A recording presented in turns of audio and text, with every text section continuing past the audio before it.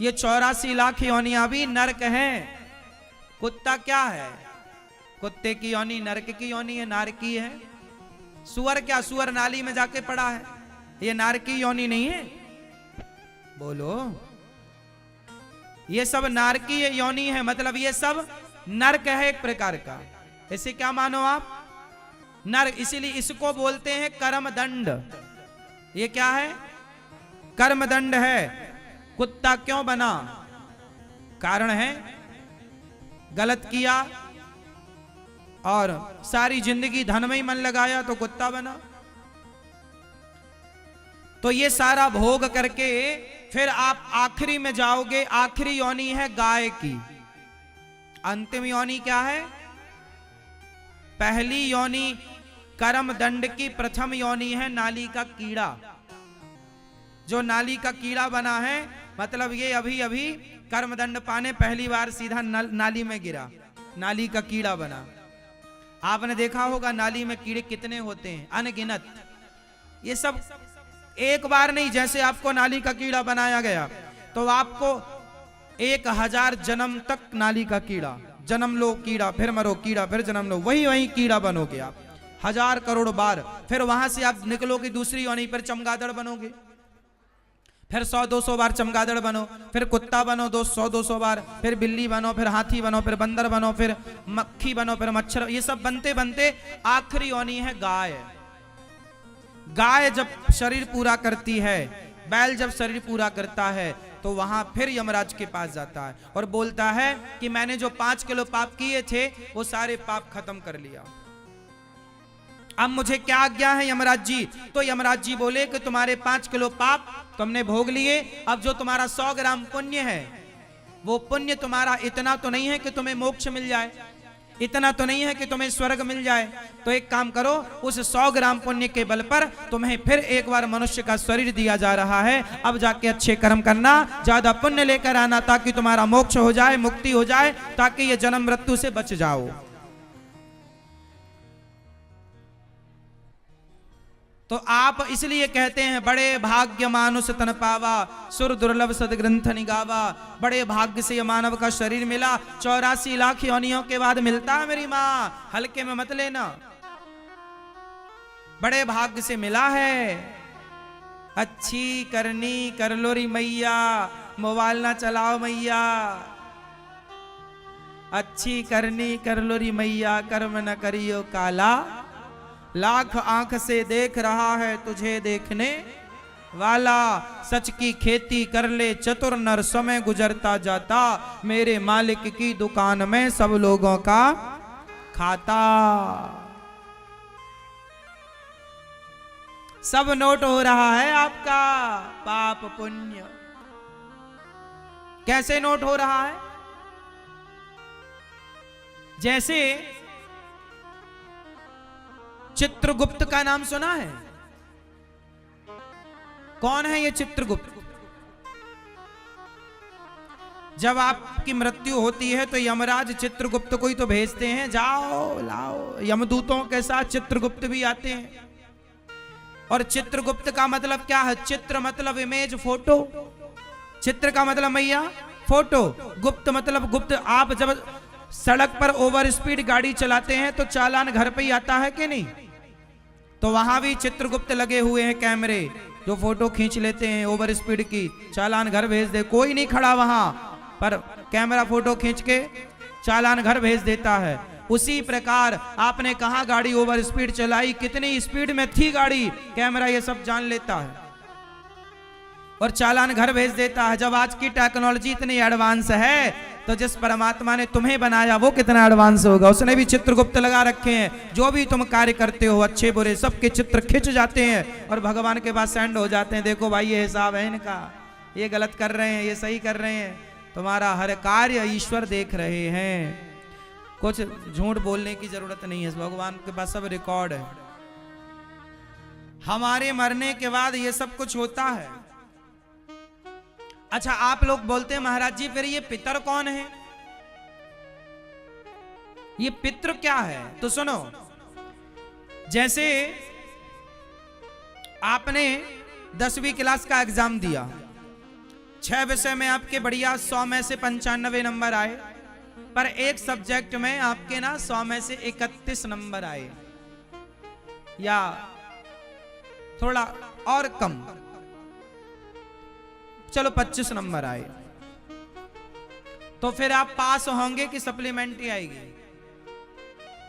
थोड़ी बहुत अंक कम है तो ग्रेस लग के पास हो जाएंगे, 2 अंक नंबर 3 नंबर कम है तो चलो कृपांक मिल जाएगा, पर ज्यादा अंक कम है तो फिर सप्लीमेंट्री आती है, हाँ या ना? अब सप्लीमेंट्री का प्रावधान है या नहीं? क्यों जी, है ना? तो सप्लीमेंट्री जो आती है वो क्या है? वो एक अवसर है। उसी तरह जैसे आपने कोई अधिक पाप नहीं किए पर आपने अधिक पुण्य भी नहीं किए, तो इतने पुण्य चाहिए कि आप स्वर्ग जाएं या आपका मोक्ष हो, पर इतने पुण्य थे नहीं, जरा से पुण्य कम रहे थे, तो यमराज जी ने आपको वेटिंग रूम में डाल दिया। ट्रेन लेट है तो स्टेशनों में एक वेटिंग हॉल होता है, वहां आप वेटिंग कीजिए, वेट कीजिए, ट्रेन आएगी। उसी तरह आपके पुण्य थोड़ा कम पड़ रहे हैं तो यमराज जी बोले कि तुम्हारा बेटा, तुम्हारा पोता कोई तुम्हारे नाम से पुण्य करेगा, गया श्राद्ध करेगा, भागवत जी की पोथी पाठ करवाएगा, गौदान करेगा, तुम्हारे नाम से अन्नदान करेगा, तो उस पुण्य से तुम्हारा उद्धार हो जाएगा।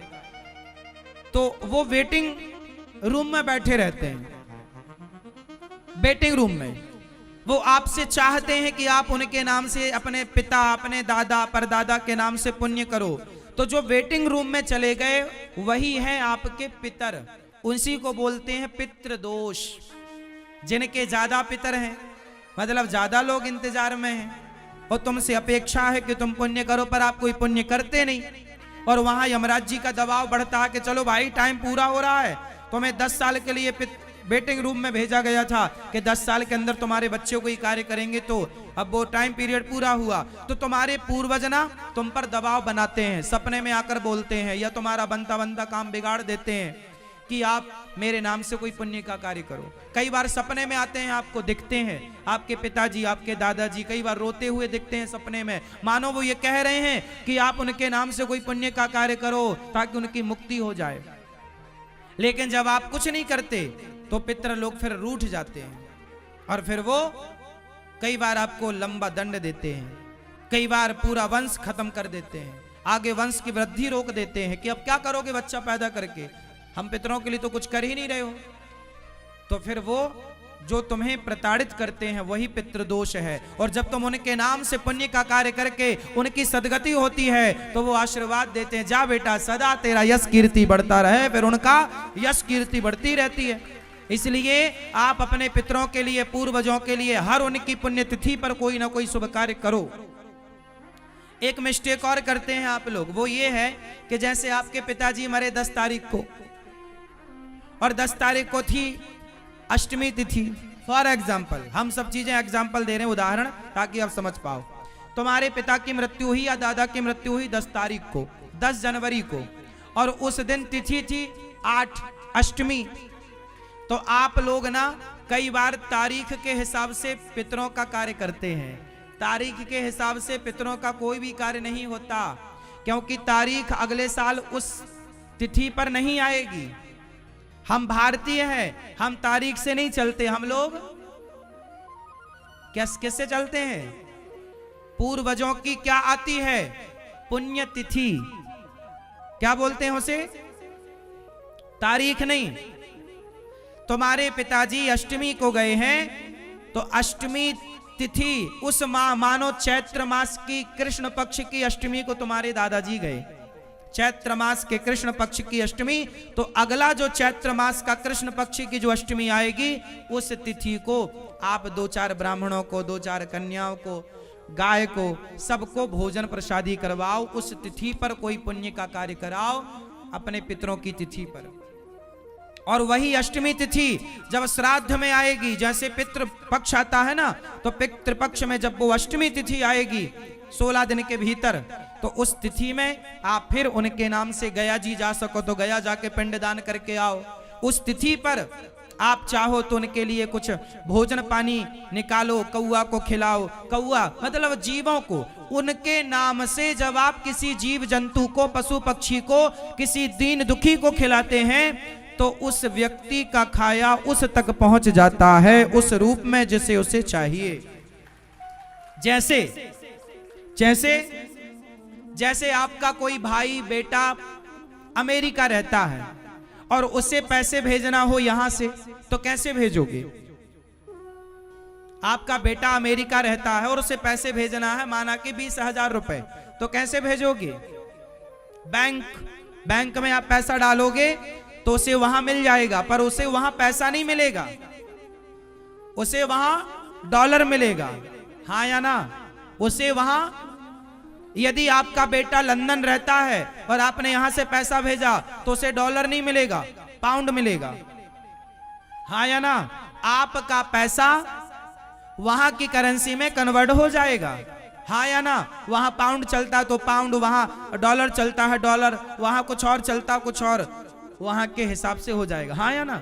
उसी तरह जब आप यहां अपने पितरों के नाम से ब्राह्मण को, पक्षी को, पशु को खिलाते पिलाते, और जब कौआ खाएगा तो तृप्त होगा, आशीर्वाद देगा, ब्राह्मण खाएगा तृप्त होगा, आशीर्वाद देगा, तो वो उस जीव का जो आशीर्वाद है वो तुम्हारे पितरों तक पहुंचता है और उन्हें उस रूप में प्राप्त होता है जिस रूप में उस पुण्य की जरूरत थी। पैसा भेजा तो डॉलर पाउंड के रूप में मिला, जिसके रूप में उसकी वहां जरूरत थी। तो आपके द्वारा किया गया शुभ कार्य आपके पितरों को वहां पर उस रूप में, जैसे उन्हें पुण्य की जरूरत है, तो वो पुण्य जो यहां किया वो पुण्य वहां उनको मिल गया, फिर उनकी सदगति होती है। इसलिए आपको तिथि पर अपने दादा की तिथि याद रखो, अपनी माता की तिथि याद रखो, दादी की तिथि याद रखो। और सुनो, बताओ पिंडदान श्राद्ध कौन सा बेटा करता है? 4 बेटे हैं किसी के, माना कि किसी के 4 बेटे हैं, तो कौन सा बेटा श्राद्ध करेगा, पिंडदान करेगा? उत्तर दो, कौन? बड़ा बेटा। ये जानकारी है आपको, लेकिन ये अधूरी है, पूरी सुन लो। बड़ा बेटा तब करेगा जब चारों भाइयों का चूल्हा एक हो। यदि चारों का चूल्हा अलग हो चुका है, चारों का बंटवारा अलग हो गया है, तो फिर अपने बाप का श्राद्ध पिंडदान चारों को करना चाहिए। बड़ा तब करेगा जब चूल्हा एक हो, एक चूल्हे में सबकी रोटी बनती है तो बड़ा करेगा। और यदि 4 चूल्हे हो, जब बंटवारा हो गया तो भाई बड़ा जो करेगा उसका पुण्य बड़े को मिलेगा, छोटा करेगा छोटे को मिलेगा। इसलिए चूल्हा बट चुके हैं, बंटवारा हो चुका है। एक बेटा यूपी में रहता है, एक गुजरात में रहता है, एक फला फला रहता है, एक इस शहर में, एक उस शहर में, एक इस सोसाइटी में, एक उस सोसाइटी में।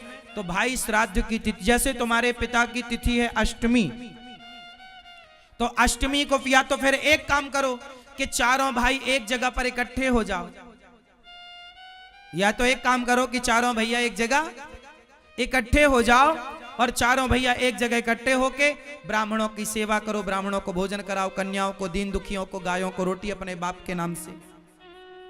या तो चारों एक जगह हो जाओ तब सही है, या चारों गया जी जाओ, चारों गया जी जाओ एक साथ और गया में जाके श्राद्ध पिंडदान करके आओ। चारों भागवत जी के पाठ करवाओ, चारों भागवत जी सुनो। यदि चारों एक जगह नहीं मिल पा रहे हो, चारों नहीं कर पा रहे हो और चारों अलग अलग हो, तो चारों को अलग अलग अपना कर्म करना चाहिए। समझ में आई बात? या तो चारों एक हो जाओ। मैया काहे इतना शोर कर रही हो मेरी मां? बैठ जाओ मेरी मां। समझ में आई बात? ये बात हमेशा के लिए याद रखना। हर बार मैं ये बात नहीं बताता, पर संगवश आज मैंने बोल दी।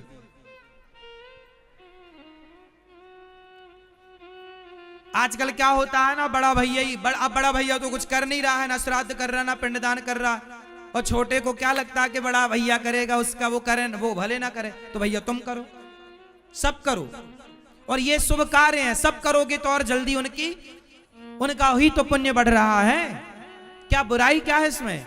चारों भैया तुम गैया को रोटी डाल दो, ब्राह्मणों को भोजन करा दो, दीन दुखी की सेवा कर दो, क्या नुकसान क्या है भाई इसमें? इसलिए जो घर जिस घर में अपने पितरों का कार्य शुद्ध तरीके से, बढ़िया तरीके से होता है, उस घर में सदा आप देखेंगे सुख शांति समृद्धि होगी होगी होगी। उस घर में लक्ष्मी का वास होगा।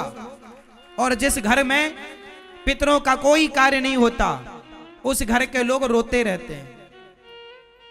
कितना भी कमाओ पैसा नहीं टिकता, ये दिक्कतें वो दिक्कतें। भाई पितरों के लिए कुछ करो। यहां तक कि धर्मराज युधिष्ठिर ने भी अपने पितरों के लिए गया जी जाके श्राद्ध किया, हाँ या ना? यहां तक कि भगवान राम ने, भरत जी ने दशरथ जी का सब कार्य किया। इसलिए भागवत जी की पोथी पाठ, यदि गया श्राद्ध से भी किसी की मुक्ति ना हो रही हो तो फिर अंत है भागवत जी का पाठ सुनवाओ। भागवत जी जैसे धुंधकारी के गया श्राद्ध के बाद भी मुक्ति नहीं हुई, क्योंकि वीआईपी पापी था, बड़ा पापी। सामान्य पापी तो गया से तर जाएं, बड़े बड़े पापी फिर भागवत से तरते हैं।